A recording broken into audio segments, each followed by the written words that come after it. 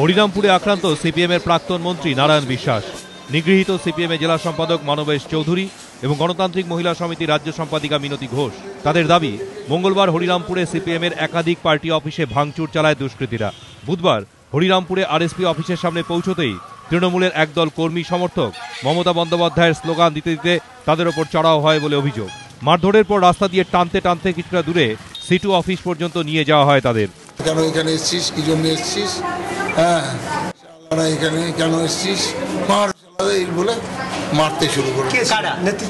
নেতৃত্ব ওখানে তো সোনাপাল, বিভুপাল এবং ওদের সমস্ত এই বাহিনী, তারা সমস্ত ছিল। হিল, চক, লাথি, ঘুষি, অষ্টভ্য, গালিগালাজ এইসব চললো। নারায়ণ পড়ে গেল, আমাকে কানের পেছনে মারলো। অভিযোগ মানতে নারাজ তৃণমূল। সিপিএম এর শহীদ বেদি ভেঙে দেওয়াকে কেন্দ্র করে উত্তেজনা ছড়ায় বাগডোগরায়। প্রতিবাদে 31 নম্বর জাতীয় সড়ক অবরোধ করে এসএফআই।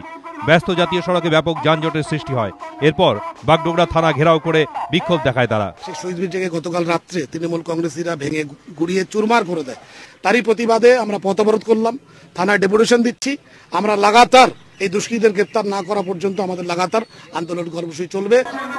এদিকে তৃণমূলের প্রতিবাদ কর্মসূচিকে ঘিরে সাময়িক উত্তেজনা ছড়ায় মালদায়। অমিত মিত্রকে নিগ্রহের প্রতিবাদে এদিন মুখে কালো কাপড় বেঁধে মিছিল করে মালদা জেলা সিপিএম পার্টি অফিসের সামনে জড়ো হতে থাকেন তৃণমূল কর্মী সমর্থকেরা। সিপিএম কর্মী সমর্থকরা পার্টি অফিসের দরজায় তালা লাগিয়ে দেন। এরপরই স্লোগান দিতে থাকেন তৃণমূল কর্মী সমর্থকরা। সাময়িক উত্তেজনা ছড়ায় এলাকায়। রাজ্যের পর্যটন মন্ত্রী কৃষ্ণেন্দু নারায়ণ চৌধুরী গিয়ে পরিস্থিতি সামাল দেন। এবিপি আনন্দ।